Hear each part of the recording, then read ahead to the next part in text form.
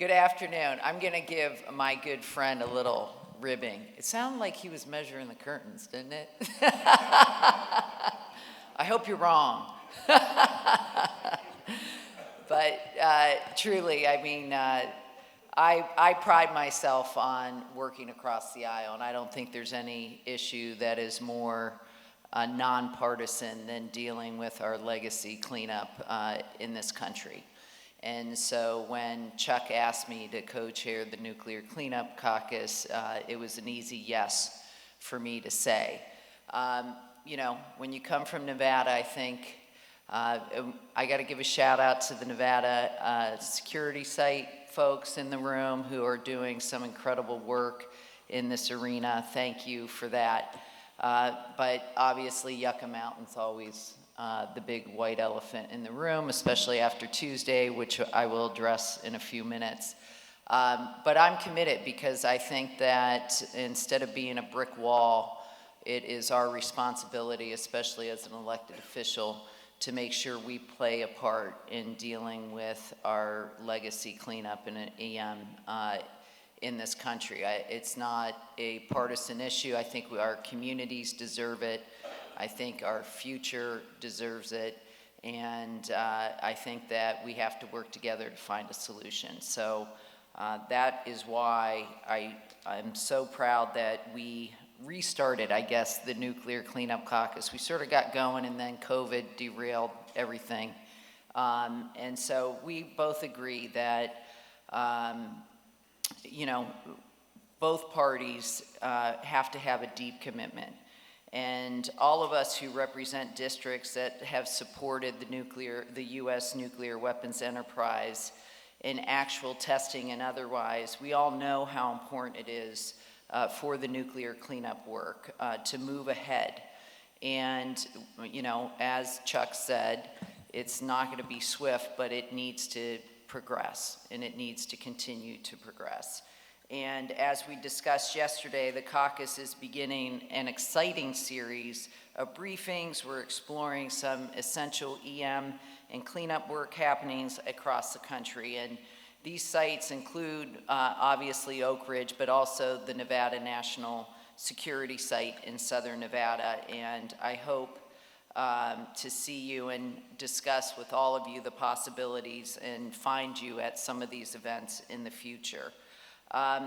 You know, we've progressed a great deal in the processes of detecting, isolating, and cleaning up materials contaminated by nuclear testing, thanks to the work of those across the DOE and our national security sites. And as we work to clean up this legacy of the Cold War, experts across our EM missions have made huge scientific strides which continue to inform safer, more effective practices.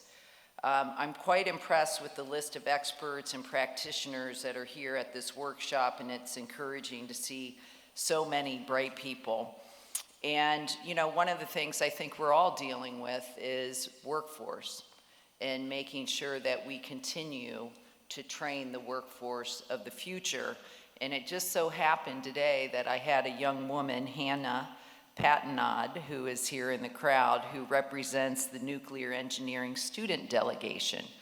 And, you know, a bright up-and-comer, and I think we need to continue to do more, especially in light of our movement towards renewable energy and knowing that nuclear energy does play a role in that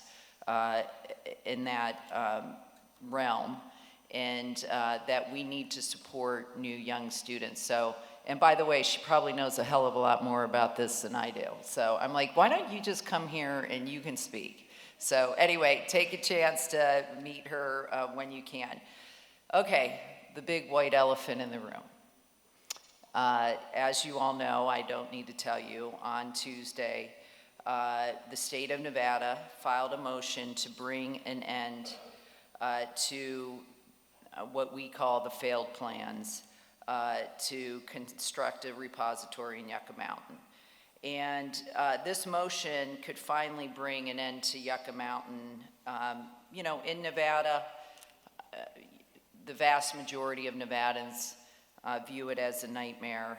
And it served, in my opinion, in many as an obstacle to true progress. And I know there are probably people in this room that still want to move forward with it, but I think as you have seen over the last 3 decades, the truly bipartisan and almost unanimous, I know there are people in Nevada who still want it, but Yucca's designation has been seen as somewhat used as an out. And this motion will try to get Yucca Mountain off the table so we can truly move forward in consent-based siting, which has been designated as the path forward. And to me, we know it's starting over again. And I know it's incredibly frustrating, but if we don't do that, how many more decades are we going to be involved in this, just stagnate here? And so we took a proactive step, which I hope will move us closer to productive consent-based solutions. And, I'm here, again, I'm a representative from Southern Nevada. I've been a member since 2019. And as a resident of Nevada, I've been involved in the Yucca Mountain debate as a member of the community. And so as we move forward in consent-based siting, I think we're going to have some conversations about it. I think taking the lessons that we have learned from Nevada and looking at what is happening in other countries around this world who have embraced consent-based siting and trying to move us forward so we can do it. Again, it's not going to be easy. It's not going to be quick.